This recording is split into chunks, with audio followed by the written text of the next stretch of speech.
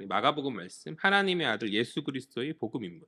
마가복음 말씀 하나님의 아들 예수 그리스도의 복음 인문이라는 제목을 가지고 하나님의 말씀 증거하도록 하겠습니다. 3절이 짧은 구절이니까 오늘 서론적인 이야기를 살핀다라고 그렇게 이해하면 될 것 같고요. 총 16장이죠, 마가복음이. 총 16장의 마가복음의 내용을 이제 한 구절 한 구절 빠짐없이 다 살펴볼 그럴 계획이에요. 마가복음은 다른 복음서들 중에서 가장 먼저 쓰여진 복음서로 여겨지고 있어요. 다른 복음서가 뭐가 있죠? 마태, 누가, 요한복음, 마가복음 포함해서 총 그 네 가지 복음서를 사복음서라고 우리가 이야기하는 것이죠. 이 네 복음서 중에 사복음서 중에서 이제 마가복음이 가장 먼저 쓰여진 복음서로 그렇게 여겨지고 있고,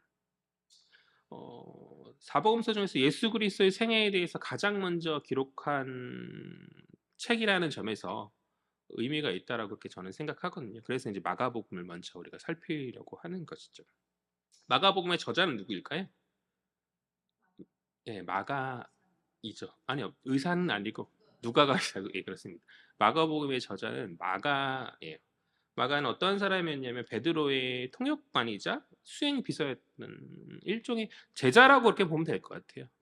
베드로의 제자다라고 그렇게 생각하면 될 것 같고, 베드로가 설교하던 현장과 사역에 동행했던 그가 베드로를 통해 들었던 예수에 관한 이야기, 뭐 개인적으로 들었을 수도 있고 또 설교를 통해서 같이 이제 동역하는 가운데 들었던 그런 이야기들을 이제 종합하여서 그가 이제 마가복음을 기록한 거죠. 마가는 베드로의 제자예요. 베드로의 사도성에 의하여서 영감받은 복음서를 그렇게 기록할 수 있었던 것이죠. 물론 이제 베드로의 제자이지만 동시에 사도 바울과도 밀접한 연관을 가지는 그런 사람이거든요. 바울이 1차 전도 여행 당시에 어떠한 이유에서는지는 성경에 말하고 있지 않기 때문에 잘 모르겠지만 마가가 중간에 중도 하차를 합니다. 사도 바울이 얼마나 이렇게 열정이 있었던 그런 사람이잖아요. 물불 가리지 않고 그렇게 어려움과 고난에 뛰어들던 그런 사람이었는데 아마도 그런 사도 바울의 기질을 젊은 시절의 마가가 감당하지 못하였었던 것이 아니겠는가라는 그런 생각을 하거든요. 열정 있는 사람들은 참 좋죠. 교회 안에서 열정 있는 사람들이 그런 열심히 하면 참 좋은데 때로 너무 열정이 과할 때 과하게 주변 사람들이 따라가지 못할 때 참 좋은 것인데 따라가지 못할 때 그것을 버거워할 수 있잖아요, 사람들이. 아마도 마가가 젊은 시절에 그런 그 바울의 열정을 쫓아가지 못하고 이제 난 저렇게 못해라고 아마 사역을 중간에 포기하고 중도 하차한 것이 아니었었겠는가. 아무튼 그러한 과정이 있어서 이제 바울이 1차 전도여행 끝나고 2차 전도여행을 다시 시작할 때 사도 바울이 마가를 배제하죠. 마가를 데려가지 않겠다라고 이렇게 배제하는데, 그러나 마가의 친척이었던 바나바는 마가를 외면하지 않고 이제 바울과 의견을 달리하는 거죠. 아마도 이제 바나바는 그렇게 말했을 것 같아요. 처음부터 잘하는 사람이 어딨냐, 처음부터 열정 있는 사람이 어딨냐, 다 과정이고 그런 것들이니까 포용하고 받아줘야지 않겠는가. 그러니 이번 전도여행에는 꼭 잘 완주할 수 있도록 우리가 도와주자라고 바나바는 이렇게 뭐랄까 긍휼의 사람이고 마음이 넓은 어떤 따뜻한 이미지, 그런 성경 인물 중 하나잖아요. 아마도 그렇게 말하지 않았을까 그렇게 생각되어지거든요. 그러나 이때만 해도 사도 바울이 호락호락한 사람이 아니었던 거죠. 사도 바울은 이야기합니다. 안 된다. 안 된다라는 것이죠. 제가 1차 전도여행 때 중도 하차하는 바람에 얼마나 우리의 그 선교의 계획이 많이 틀어지게 되었는가. 책임감 없는 사람에게 이러한 선교, 하나님의 귀한 사명이 있는 이러한 선교를 맡길 수 없다라고 아마 바울은 그러한 논리로 이야기하지 않았겠는가. 두 사람 다 틀린 이야기는 아니거든요. 틀린 이야기는 아닌데 아무튼 간에 이런 바울과 바나바의 어떤 마가를 중심으로 해서 의견을 좁히지 못한 그런 가운데서 사도행전은 그들이 어떻게 됐다고 말하죠? 둘이 이제 따로 각자의 길을 가는 것이죠. 바울은 원래 계획대로 2차 선교여행을 가고 바나바는 마가를 데리고 또 다른 곳으로 사역의 방향을 이렇게 각자의 선교 여행지로 떠나게 되거든요. 그것이 사도행전에서 기록하였던 마가에 대한 이야기인데, 그러나 바울이 이때는 마가를 배제하고 함께 하려고 하지 않았었지만 결국에는 사도 바울이 마가와 함께 하죠. 사도 바울이 서신서를 보면 특별히 그가 감옥에 갇혀 있을 때 로마 감옥에 갇혔을 때 그와 함께하였던 사람 중에 하나가 마가다라고 이야기하거든요. 굉장히 칭찬하면서 그렇게 골로새서와 빌레몬서에서 그렇게 이야기하고 있거든요. 그러니까 이후에는 바울이 그를 인정하였다는 것이죠. 처음 1차 전도 여행 때의 실패로 바울이 마가를 거부했지만 후에 바나바의 품어줌으로 말미암아서 성장하여지고 변화되어진 성숙하게 하나님 사역을 감당할 만한 쓸만한 도구로 변화되어진 그런 마가를 바울은 인정하지 않을 수 없었고, 그래서 아무튼 그래서 마가가 기록한, 제가 이 얘기하려고, 마가가 기록한 복음서의 마가복음이라는 이 복음서의 그 내용의 출처는 베드로로 말미암은, 그가 평생 섬겼던 스승이었던 베드로로 말미암은 것이지만, 동시에 바울과 밀접한 연관이 있었던 그는 사도 바울로부터 신학적인 영향력을 많이 받았을 거라는 거죠. 말년에 사도 바울과 많은 대화들을 하고 이런 것처럼 어떤 영향들을 많이 접함으로 말미암아서, 그러니까 아주 동시대 최고의 스승이라고 할 두 사람과 밀접한 연관을 가지고 밀접한 영향력을 받았던 사람이 바로 마가다라고 우리가 그렇게 이해하면 될 것 같아요. 복음이라는 단어, 우리에게 너무나 익숙한 단어죠. 이 복음이라는 단어를 가장 많이 사용한 사람이 누구일까요? 바로 바울이에요. 어, 복음이라는 단어를 가장 많이 사용한 사람이 바로 바울이고, 의외로 복음서에서 마태, 마가, 누가, 요한의 이 복음서에서조차 복음이라는 단어를 그렇게 생각보다 많이 사용하지는 않거든요. 그런데 바울의 그 서신서에서 복음이라는 단어를 가장 많이 사용하고 있죠. 그런 측면에서 봤을 때 이 복음이라는 단어는 사도 바울이 용어, 그러니까 사도 바울이 단어라고 말해도 무방할 것 같아요. 그런데 어, 초대교회 복음이 막 전파되고 성교행이 막 되어지는 그런 그때 시대에 당대의 사람들에게 또 바울이 이야기하는 이 복음, 그러니까 바울이 서신서에서 많이 언급하고 이 단어, 이 복음이라는 이것을 그들이 이해하기 위해서는 그들이 어떻게 그 복음이 기원하게 되었었는지에 대한 어떤 알미 있었어야 한다는 것이죠. 아마도 그러한 목적에서 마가가 복음서를 기록한 것이 아니겠는가. 무슨 말이냐면 처음 예수를 직접 눈으로 보고 목격했던 수많은 사람들이 있었을 거예요.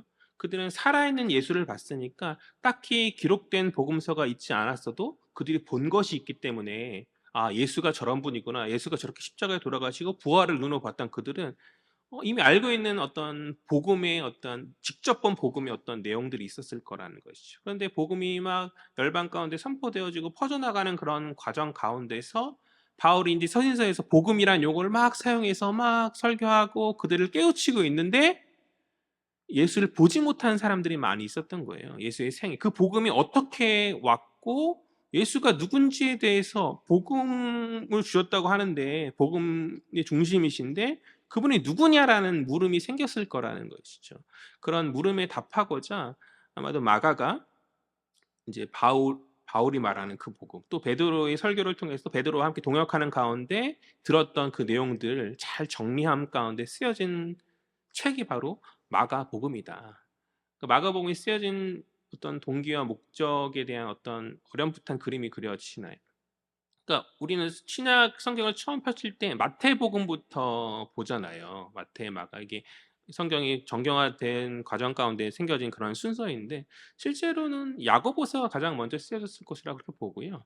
그다음에 바울의 서신서 중에서는 데살로니가 전서가 아마 가장 먼저 쓰여진 것으로 그렇게 생각되어지거든요. 그러니까 그 뒤에 이제 사복음서가 이제 기록되어지는데, 그러니까 서신서가 먼저 기록되어졌다는 것이죠. 이 서신서를 이해하기 위해선 서신서의 중심이신 예수에 대해서 알아야 되고, 또 서신서에서 이야기하는 복음이라는 어떤 그것을 이해하기 위해서는 그 복음의 기원에 대해서 알아야 되는 것인데, 예수를 직접 본 사람들은 큰 문제가 없을 수도 있지만 그렇지 않은 사람들에게는 그것을 명확히 하기 위해서 이제 그러한 목적을 가지고 복음서들이 기록되어졌다. 특별히 마가복음이 그렇게 기록되어졌다. 아주 훌륭한 두 스승의 영향력 아래서 사도 베드로와 사도 바울의 그 영향력 아래서 마가복음이 기록되어졌음을 우리는 살필 수 있다라는 것이죠. 아무튼 사람이 기록한 거죠. 성경은요. 근데 이제 사람이 기록하였지만 우리가 한 가지 간과해서는 안 되는 것이 무엇이냐면 우리는 이것을 하나님의 말씀으로 봤죠. 동의하시나요? 사람이 기록한 마가가 기록한 것이지만 성경이 분명히 말해요. 마가가 기록했다 그렇게 분명히 말하거든요. 뭐 다른 복음서는 뭐 누가복음 누가가 기록했다 말하고 마태복음 마태가 기록했다 말하고 요한복음 요한이 기록했다 말하고 그러나 사람이 기록하였지만 우리는 그것을 하나님의 말씀으로 받고 그것을 믿음으로 고백하죠. 왜 그러합니까?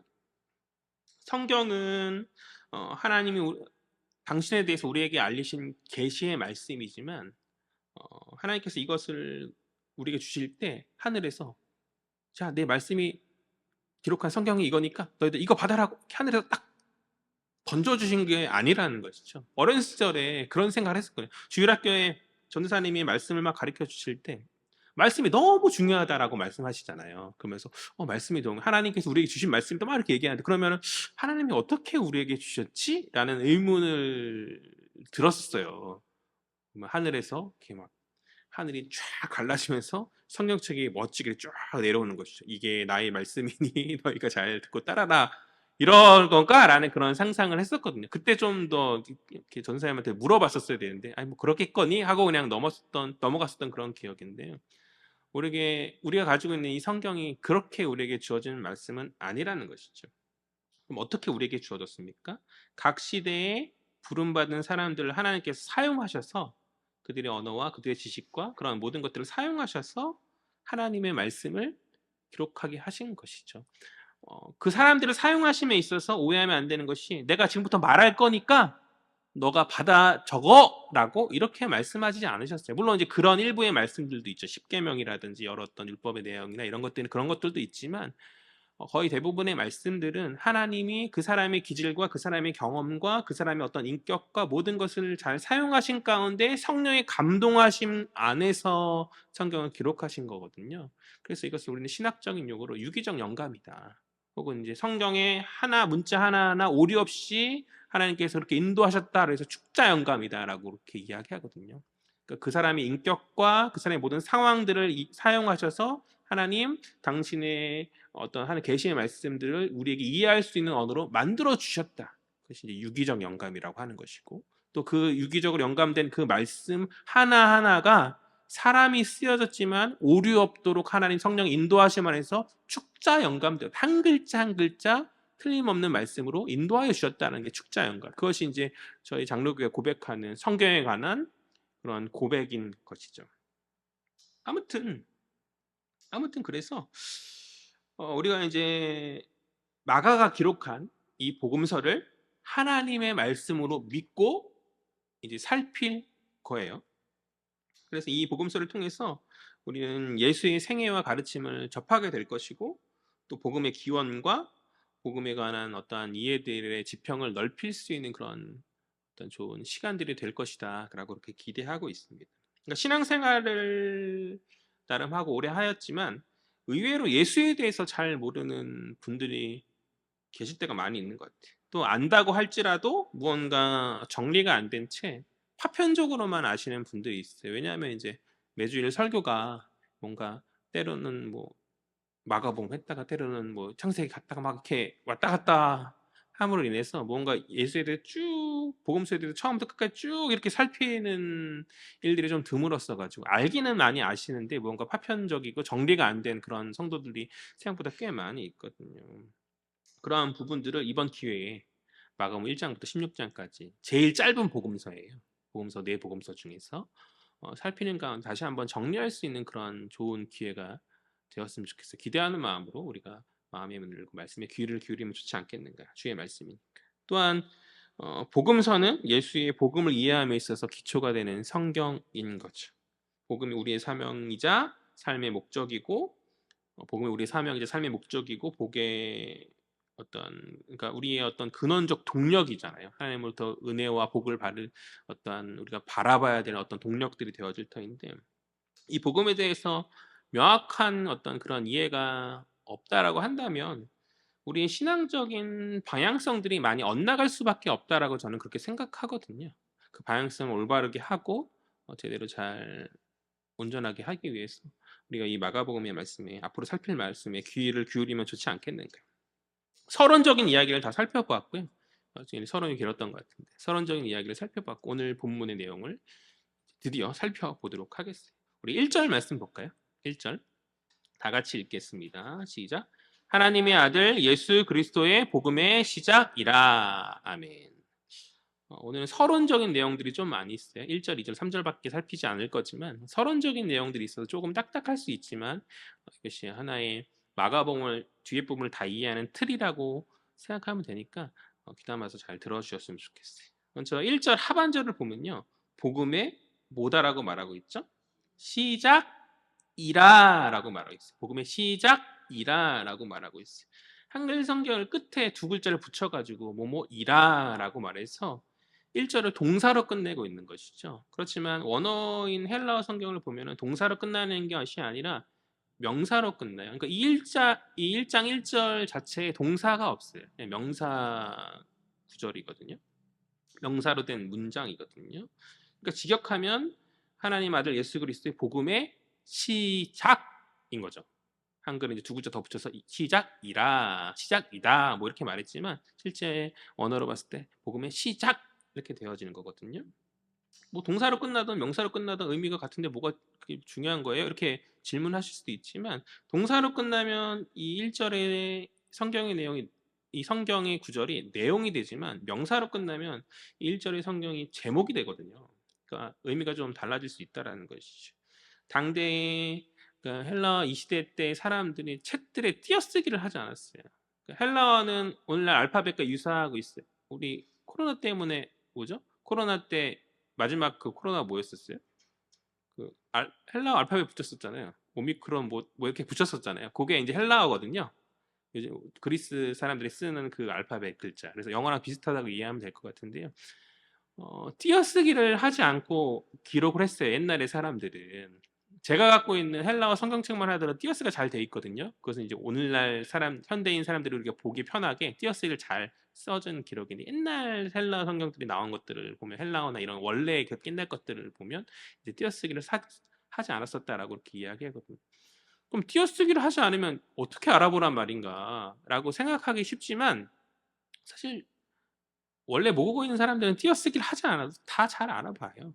제가 예전에 요즘에는 카톡이라고 해서 장문의 내용들을 막 보낼 수 있지만 불과 1-2년 저 고등학교 대학생 뭐 그런 초반 때만 하더라도 핸드폰에 문자를 보냈을 때 문자를 이렇게 칸이 정해져 있었어 가지고 문자를 보낼 수 있는 양이 정해져 있었잖아요. 그 안에 최대한 많이 보내야지 내용을 다 볼 수 있잖아요. 안 그렇게 하면 이렇게 두 번 보내야 되잖아요. 그래서 그것도 10원인가 20원인가 돈이 비쌌었기도 했었던 것 같아가지고 요즘엔 뭐 무료로 막 보내지만 서로 그랬어가지고 이제 꼼수로 띄어쓰기를 하지 않은 친구도 있었어요. 그런데 그 친구들이 문자를 보낼 때 띄어쓰기를 하지 않는다고 해서 한 번도 그 내용을 이해하지 못했던 적이 없었던 것 같아요. 그래서 그 언어를 쓰는 사람들은 굳이 띄어쓰기를 하지 않아도 아마 큰 어려움이 없었을 거다 저는 그렇게 뭐 이해가 되시죠? 그렇게 생각하는데요. 어, 왜 띄어쓰기를 하지 않았을까라는 생각이 들잖아요. 이건 저희 추측이에요. 왜 띄어쓰기를 하지 않았는지는 어디 뭐 주석이나 자료가 없어서 제가 뭐알 수는 없는데 확 이겁니다라고 말할 수는 없는데 아마도 이제 종이를 아끼기 위함이 아니었을까라는 생각이 들어요. 당대에는 오늘날처럼 책이 막 이렇게 흔하게 있는 시대가 아니었었기 때문에 어떤 하나의 내용 문자를 빨곡하게 보내는 그런 것과 마찬가지로 어떤 종이를 아끼기 위함이 아니었겠는가. 어쨌든 그래서 제목과 내용이 따닥따닥 그냥 이어서 붙여져 있는 거죠. 이해가 되시나요? 그래서 그것을 인지하지 못했던 후대의 사람들이 어떤 발견된 그런 성경의 어떤 내용들을 살폈을 때 그 제목을 이제 내용이다, 1절이다라고 그렇게 이해한 것이 아니겠는가 그렇게 추측되어지거든요. 그래서 이 1절은 마가복음의 제목이다 라고 이렇게 이해하면 될 것 같아요. 1절은 우리가 이제 우리 성경에서도 1절은 내용이지만 1절이잖아요. 그렇지만 이 1절은 제목이다. 마가복음 전체를 나타내는 마가복음의 주제를 나타내는 제목이다라고 이렇게 이해하면 될 것 같아요. 특별히 시작이라는 단어를 우리가 주목해 보았으면 좋겠는데 이 시작이라는 단어는 아르케라는 헬라어 단어거든요. 뭐 헬라어를 아는 게 뭐가 중요하겠지. 그런데 이제 이 아르케라는 헬라어 단어가 우리가 오늘 보고 있는 성경에서처럼 시작이라고 번역된 뜻도 있지만 기초 혹은 이제 기원, 입문, 첫걸음 등등의 번역으로도 가능한 단어이거든요. 앞서 제가 제시했던 사도 바울이 이야기하였던 그런 어떤 복음에 대한 이해를 돕기 위하여서 마가가 이제 복음서를 기록하였었다라는 그러한 맥락에서 이 1절을 살필 때 이 아르케를 시작보다는 기초 혹은 입문으로 번역함이 적절한 것이 아닌가라는 그러한 생각이 들어요. 오늘 설교 제목인 거죠. 하나님 아들 예수 그리스도의 복음 입문 이렇게 번역하면 좋지 않겠습니까? 복음 기초 이렇게 이해하면 되죠.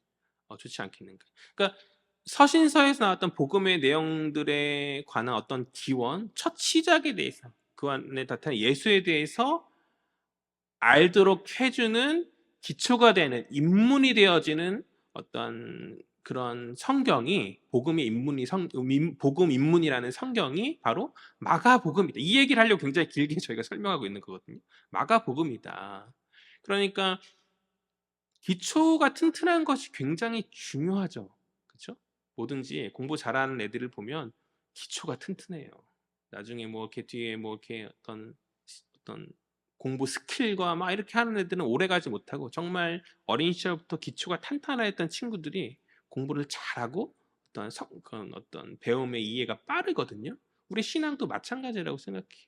서신서에 많은 어떤 진리의 빛들이 복음이라는 진리의 빛들이 우리가 막 임하여지는데 이 복음서 예수에 대한 어떤 이 복음의 기원에 대한 어떤 그 복음 자체이신 예수에 대한 어떤 이해가 부족하면 사도 바울이 아무리 멋진 말과 좋은 말들로 우리를 설득하고 이야기하여도 이게 뭔가 때로 흔들릴 수밖에 없다는 거죠. 기초가 튼튼하지 않으면. 그래서 우리가 이 기초를 다지는 이 마가복음을 살핌으로써 복음의 입문이 되어진 이 성경을 살핌으로써 우리가 그런 어떤 복음에 대한 이해와 기초를 잘 다져보자 그런 이야기를 하고 있는 것이거든요.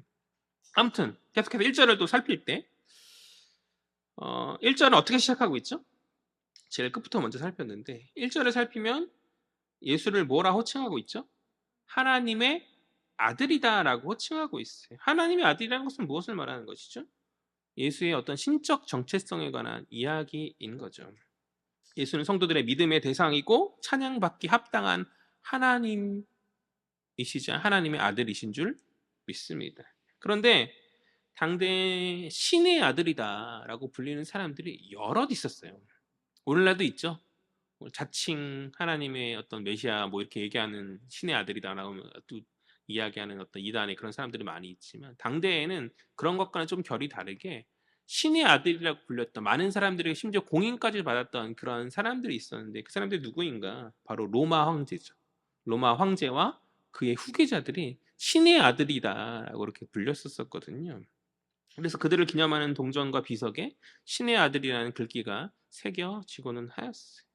그러나 복음서는 그것의 반기를 들고 묻고 있는 거죠. 누가 정말 신의 아들인가? 로마의 황제 가이사와 예수 중에서 누가 정말 신의 아들인가? 그러니까 이에 대한 답에 관하여서 이제 그러니까 마가 복음은 어, 시작부터 로마 황제가 아니고 그 하나님의 아들이 누구나 신의 아들이 누군가 주님이시다 예수시다라고 선포하고 그렇게 시작하고 있다는 것이죠. 또한 마가복음의 시작뿐만 아니라 거의 끝 무렵 마지막에 이를 때 15장을 보면요 예수를 하나님의 참 아들로 고백하는 사람이 있어요. 그 사람이 누구냐면 신의 아들을 섬기는 로마 백부장이 그렇죠. 로마 백부장이 예수를 하나님의 아들이라고 그렇게 고백하거든요. 인정하거든요. 그러니까 복음서의 첫 시작과 거의 마지막 끝 무렵에 그러니까 예수가 하나님의 아들이심을 마가는 그렇게 드러내주고 있다라는 것이죠. 그러니까 시작과 마지막에 이럴 때까지 진정한 하나님의 아들, 신의 아들은 로마 황제 세상의 그 왕 가이사와 그의 후계자들이 아닌 예수를 하나님의 아들로 참 하나님의 아들로 마가는 그렇게 선포하고 있다. 이것이 바로 마가복음에서 이야기하는 예수에 관한 메시지인 것이죠. 그렇다면 오늘날 우리는 참 하나님이시자 참된 하나님의 아들인 그분을 우리 신앙의 대상으로 온전히 우리가 바라보고 있는가에 대해서 우리가 고민할 필요가 있는 거죠. 분명 우리의 입술은 주를 인정하고 믿음의 대상으로 찬양하지만 우리의 삶의 행태들은 우리의 찬가를 세상에 돌릴 때가 많이 있다라는 거죠. 주님보다 더욱 원하고 주님보다 더욱 우선순위를 올리고 주님보다 더욱 갈급해하는 많은 것들이 우리의 찬양의 대상이 그리스도 예수가 아니 하나님의 아들이신 그분이 아니라 세상과 어떤 세상의 어떤 물질과 높아짐에 있음을 드러내고 있는 것은 아닌지. 그러니까 입술의 고백과 삶의 어떤 행태들이 일치되는 그런 온전한 중심이 참된 신앙의 신자의 그런 모습 일터인데 우리는 참 하나님의 아들 예수로 만족하지 못한 채 수많은 우상들을 마음에 새기면서 우리가 예수께 드려야 될 마땅한 영광을 누구한테 돌리는 거예요? 거짓 신의 아들인 가이사에게, 세상 왕에게 그렇게, 아니 우리가 좋아하는 어떤 세상의 다른 어떤 우상들에게 그렇게 돌리고 있는 것이 아니냐라는 것이죠. 우리의 모든 중심이 온전히 예수께 드려져야 하는 줄 믿습니다. 그러니까 마가복음의 첫 시작부터 그것을 도전하고 있는 거예요. 참 하나님께 너희가 돌아와야 된다. 참 하나님이 예수를 너희가 영접하고 그분을 따라야 된다라고 이야기하고 있는 것이죠. 이 메시지 앞에서 우리가 마음을 다잡고 그렇지 예수가 참 하나님의 아들이시지. 그분이 우리의 찬양의 대상이고 영광 받으실 마땅할 분이시지. 다른 것에 눈 돌리는 나의 삶을 온전히 붙잡아야겠다라는 그러한 결단과 결심이 우리 가운데 있어야 하는 줄 믿습니다. 그것이 바로 성숙한 신자의 모습 아니겠어요? 다음으로 살필 표현은 그리스도죠. 그리스도. 그리스도는 구약의 히브리어로 메시아라는 그런 헬라어 번역이에요. 구약에서는 메시아라고 말하는 것이고 신약에서는 그리스도라고 말하는데 두 가지가 같은 말이에요. 그러니까 히브리어로는 메시아인 거고 헬라어는 그리스도인데 한국말로 말하면 구세주, 구원자 그렇게 이해하면 될 것 같아요. 원래의 뜻은 기름 부음 받은 자다라는 뜻으로 왕이나 제사장을 가리키는 그런 용어였는데 메시아라는 단어 그런 용어였었는데 이 메시아라는 표현이 시대가 지남에 따라서 예수님 당대에 의미가 조금 더하여져 가지고 구원자, 그러니까 이스라엘 외부의 압제로부터 구원할 어떤 승리의 어떤 영웅 같은 인물로서 이렇게 이해가 되기 시작했거든요. 그러니까 원래 메시아는 왕이나 제사장을 말한 어떤 기름 부음 받은 자라는 어떤 의미 안에서 그걸 뜻하는 거였지만 예수님 당시에 로마의 압제로 말미암아서 그들이 구원자, 구세주를 바랬잖아요. 그러니까 그들과 싸워 이겨서 그들을 해방시키고 자유를 줄 구원자로서의 어떤 이미지를 그린 가운데 이 메시아라는 용어가, 이 그리스도라는 용어가 그렇게 바뀌었었다라는 것이죠. 그래서 이 메시아, 이 그리스도라는 용어를 구세주 혹은 구원자다라고 우리가 이해하면 될 것 같아요.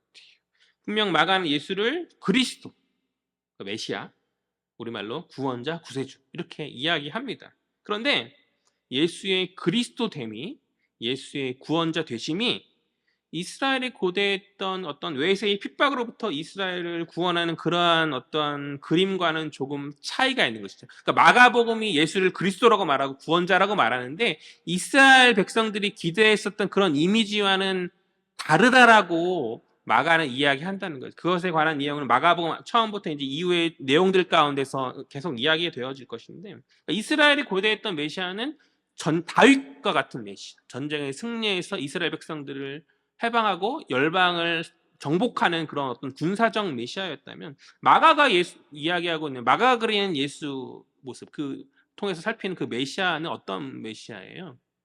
제가 이야기했는데 마가복음은 고난받는 예수에 대해서 이야기하는 복음서다라고 이야기했었거든요. 그러니까 구원자이신 예수께서 전쟁을 통해서 구원하심이 아니라 어떻게 해요? 고난과 낮아지심과 섬김을 통해서 구원하신다. 그러니까 이스라엘 백성이 기대했던 그림과는 완전히 다른 메시아에 대해서, 그러니까 그리스도에 대해서 마가는 이야기하고 있다는 것이죠. 예수님 당시에 수많은 자칭 메시아들이 있었어요. 자칭 메시아들이 어떤 사람이냐? 이스라엘의 어떤 혁명을 통해서 로마와 어떤 독립운동을 통해서 이스라엘 백성을 구원하겠다라고 말하는 자칭 메시아들이 수많이 있었거든요. 그런데 그러한 그들의 시도는 다 실패했고 끝까지 예수님 이후에서도 있었던 그러한 어떤 열심당들의 어떤 그런 것들이 결국에는 실패해서 예루살렘이 로마로부터 무참하게 짓밟혀지고 다 황폐하게 되었지 않습니까?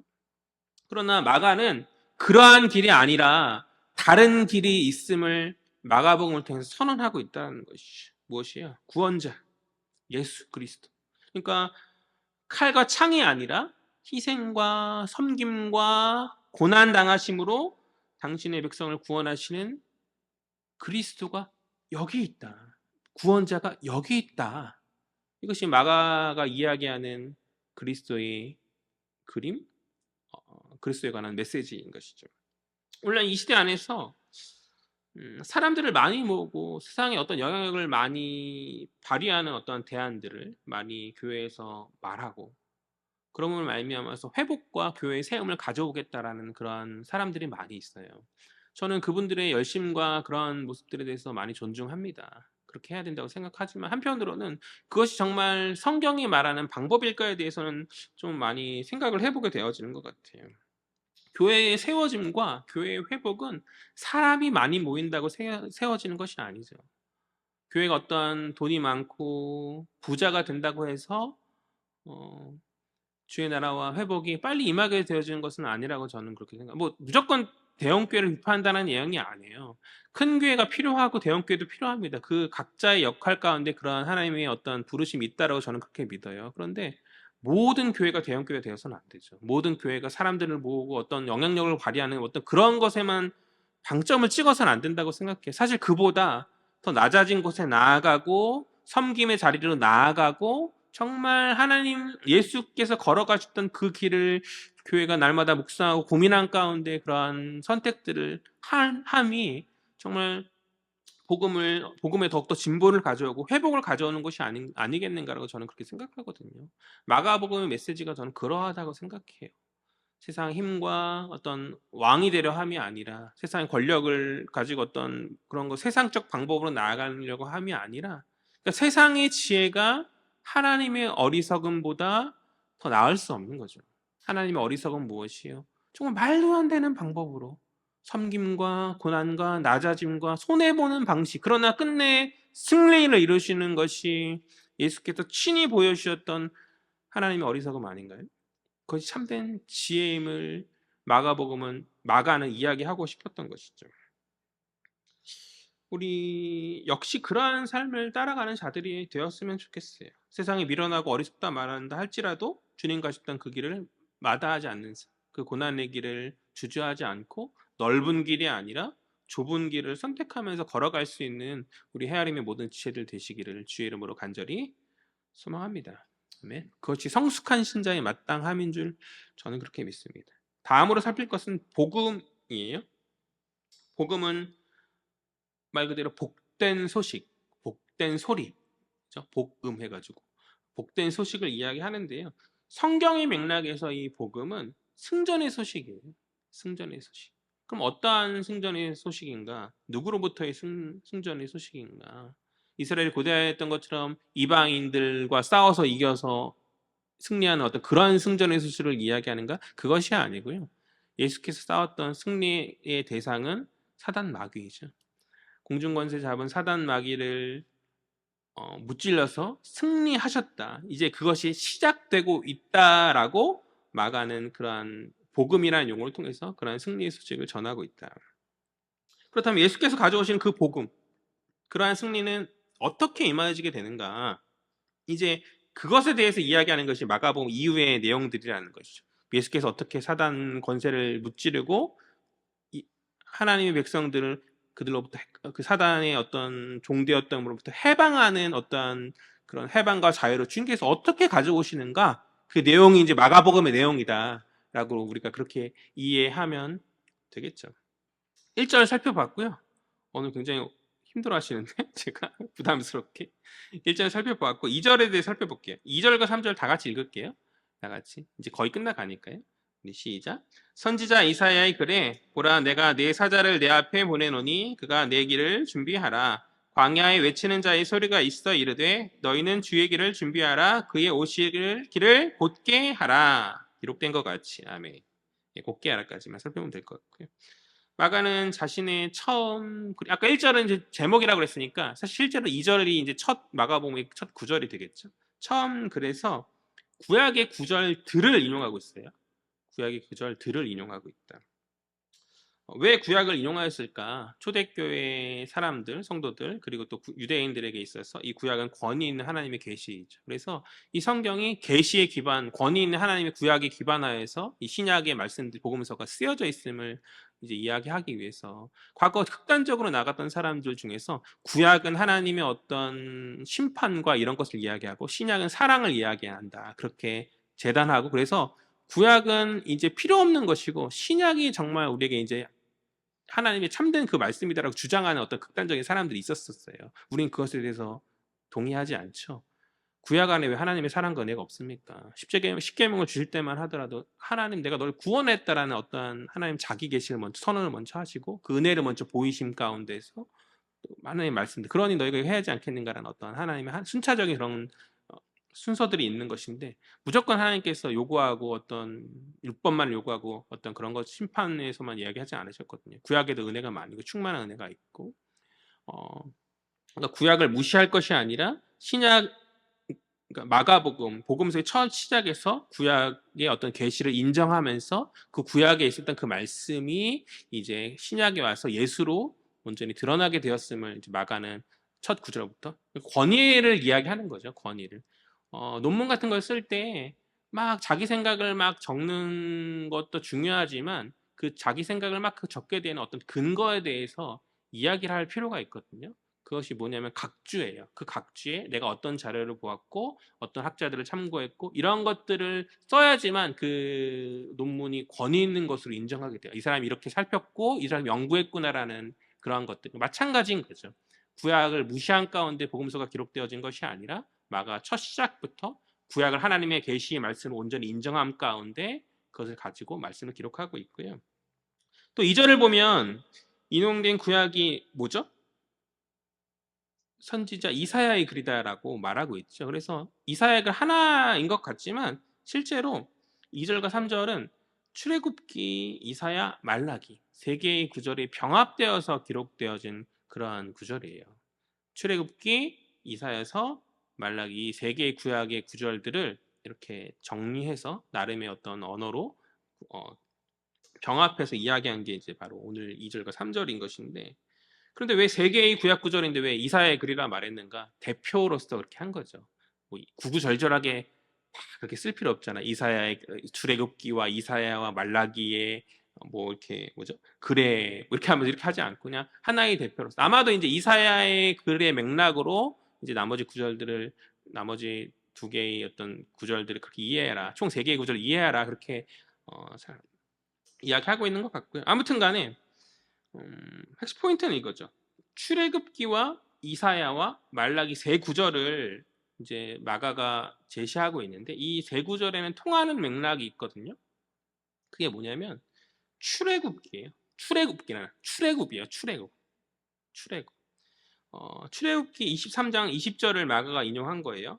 그 출애굽기 23장 20절은 출애굽해서 약속의 땅으로 가는 그런 내용이에요. 또 마가가 이사야 40장 3절을 인용했는데 이 40장 3절은 제2의 출애굽을 이야기하는, 무슨 말이냐면 바벨론으로부터 포로 생활을 청산하고 그들이 고향 땅으로 돌아오는 것을 제2의 출애굽이라고 이야기하거든요. 자유와 해방을 이제 두 번째로 그들이 경험한 것이니까. 그리고 마지막 말라기 3장 1절은 무엇이에요? 우리가 말라기서 말씀을 우리가 꽤 오랫동안 살펴서 봤잖아요. 종말에 대해서 말하는 구절이죠. 그 종말의 때에 뭐가 임하게 되는 것이죠? 출애굽기의 그 출애굽, 또 제2의 출애굽이라고 할 수 있는 이사야 때의 그 제2의 출애굽, 바벨론에서 탈출하는 그것, 그리고 종말의 그때에는 새 출애굽이 임할 것이다라고 말하기 위해서 이 세 구절을 섞었다라는 것. 이해가 되시나요? 조금 어려우시나요? 그러니까 공통적인 맥락은 출애굽이에요. 출애굽이 뭐예요? 종되었던 곳에서 자유와 해방을 이야기하는 것이잖아요. 그러면 마지막 새 출애굽은 어떤 것에서 종되었던 것에서 자유와 해방을 말하는 거예요. 첫 번째 출애굽은 애굽에서 종되었던 것에서 자유와 해방을 말하는 것이고, 두 번째 제2의 출애굽은 출바벨론이죠. 정확히 말하면 바벨론 포로로부터 70년 포로로부터 자유와 해방을 당하는 것이죠. 그러면 예수로 말미암아서 임하게 될 마지막 출애굽은 어떠한 출애굽이에요? 말라기 3장 1절의 말씀은 종말의 때에 임하기를 재림 예수에 대해서 이야기하고 있는 것이거든요. 그러니까 우리가 마지막에 세 번째 출애굽은 새 출애굽, 예수 그리스도로 말미암아서 사단의 종 되었던 곳에서 해방되어지는 그런 출애굽을 이야기하고 있다는 것이죠. 그런 회복이 이제 임하게 될 건데 그게 이제 시작되었어라고 구약의 권위를 들어서 구약의 출애굽의 맥락에 있는 말씀들 세 구절을 들어서 마가가 시작하고 있다. 굉장히 어렵게 설명했는데 이 얘기예요. 이해가 되셨나요? 좋습니다. 2절과 3절에 구약의 인용이 목적이 있다라고 이해하면 될 것 같고요. 그러니까 출애굽의 모티브를 가지고 출애굽을 의미하는 자유와 해방의 날이 이제 누구를 통해서 임하게 될 것이다? 예수 그리스도를 통해서 임하게 될 것이며 1절, 2절, 3절을 통해서 2절, 3절을 통해서 우리에게 이야기하여 주고 있다는 것이죠. 그 외에도 출애굽의 모티브가 2절, 3절에 있어요. 그것은 뭐냐면 광야죠. 광야는 어떤 공간이죠? 광야? 척박하고 외롭고 뭐 그러한 땅인데 공간적으로. 그런데 이스라엘 백성들이 출애굽하여서 가나안 땅에 가기까지 그들이 준비되어졌던 그런 땅의 광야이죠. 제2 출애굽도 마찬가지라 바벨론에서 그들이 포로로 이제 자유 해방을 맛보고 고국 땅에 건널 때 그 가운데 광야를 지나서 건널 수밖에 없거든요. 그들이 그렇게 회복되어지는 어떤 그 과정 안에서 준비되어짐이 광야의 공간이죠. 그러니까 광야라는 단어는 그들이 회복되어진 준비의 공간이자 또 하나님의 임재가 있었던 공간이잖아요. 하나님께 성막과 그런 것들을 주셔서 하나님의 임재를 친히 보여주셨던 하늘의 만나와 메추라를 떨어주시고 막 하나님 함께 하셨음을 보여주셨던 그런 공간이잖아요. 그러니까 이스라엘 백성들에게 있어서 추억의 장소예요. 하나님의 임재가 있었던 추억의 장소거든요. 그 추억의 장소의 이미지를 지금 2절과 3절에서 이야기하고 있다는 것이죠. 또 3절을 보니까 두 가지 길에 대해서 말하고 있거든요. 주의 길과 오실 길이다 라고 말하고 있는데 한글 성경에는 둘 다 길이죠. 그런데 원어 성경에는 두 길이 다른 길이에요. 첫 번째 주의 길로 번역된 길은 큰 길, 대로를 말하는 것이고 두 번째 길은 작은 길, 오솔길로 이렇게 번역하면 될 것 같아요. 그러니까 큰 길과 오솔길이 있는데 이 큰 길과 오솔길은 이야기하는 이미지가 있어요. 이스라엘 백성들에게 큰 길과 작은 길은 바닷속에서 만드신 길이거든요. 하나님께서 바닷속에서 만드신 길이라 하면 홍해를 이야기하는 것이죠. 그러니까 이것도 역시 어떤 출애굽적인 그런 이미지가 있다. 그러니까 제가 어렵게 많이 이것저것 설명하고 있는데요. 그냥 마가복음이 말하는 메시지는 단순해요. 드러내고 싶은 거예요. 무엇을? 예수로 말미암아 우리가 과거 누렸었던 자유와 해방이 있었던 새로운 출애굽의 시대가 이제 시작되었다. 그것을 이야기하고 싶었다는 것이죠. 그러하니 이제 그것을 깨달은 자들은 어떻게 해요? 광야에서 새로운 출애굽을 준비하는 소리가 들려요. 이제 시작되고 있다. 너희가 마음을 잘 준비해야지. 회개해야지. 돌이켜야지. 광야에서 그런 어떤 새로 출애굽의 시작의 그 소면 외치는 어떤 소리가 들릴 때 어떻게 해야 되는 것이죠? 나와서 그 소리에 귀 기울이고 그 말씀을 마음에 새겨야 하는 것이죠.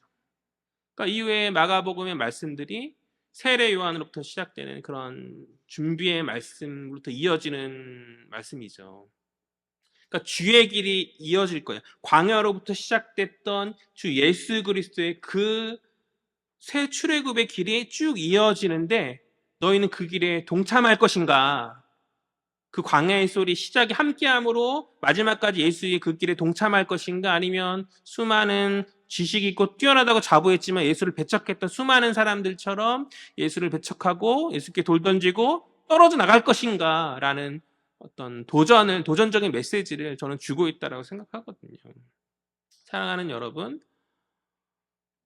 들려지는 주의 말씀 앞에서 귀 기울일 수 있는 저 여러분 되시길 간절히 소망합니다. 주님 우리의 마음을 준비시키시고 우리에게 도전해 주시는 그런 말씀 앞에서 또 특별히 오늘 우리가 살필 마가복음은 입문, 기초가 되어지는 그 말씀이잖아요. 그 말씀 앞에서 우리가 반응하고 우리가 깨닫는 자들 되었으면 좋겠어요. 장황하게 설명했지만 어렵지 않아요. 말씀을 정리해 볼까요? 어렵지 않아요. 그리스도께서 오셨는데 그 그리스도의 오심 앞에서 우리는 마음의 문을 활짝 열고 그 말씀을 마음에 잘 듣고 새겨야 된다. 우리에게 자유와 참된 자유, 해방을 주시는 그분에 관한 아주 기초적이고 인문에 관한 이야기가 마가복음인데 이것을 우리가 놓치고 듣지 못하면 우리가 신앙인으로서 성숙할 수 있는 어떤 좋은 기회들을 잃어버리는 것이죠. 이해가 되시죠? 그런 기회를 잘 잡고 말씀 하나하나를 이어지는 말씀들을 마음에 잘 새기면서 나아갈 수 있는 우리 헤아림 공동체 되었으면 좋겠어요. 마지막으로 하나 더 추가하면 주의 길을 준비하는 자들이 되었으면 좋겠습니다. 주님의 길을 주님이 내 마음 가운데 주의 말씀이 오실 수 있도록 큰 길을 내 마음에 준비했으면 좋겠어요. 한 번에 주님 오실 수 있도록 큰 길을 준비하고 또 내 마음에 꼬불꼬불한 어떠한 그런 어떤 작은 길들이 있어가지고 뭔가 이렇게 주의 말씀이 이렇게 막히고 잘 모지 못하는 그런 것들이 있는데 그 길들을 곧게 하여서 우리 작은 길, 주의 오실 길, 그 오솔길들을 곧게 하여서 주의 말씀이 내 마음에 잘 어떤 뿌리 내릴 수 있도록 그런 마음의 밭들이 우리 가운데 잘 준비되어지 않겠는가.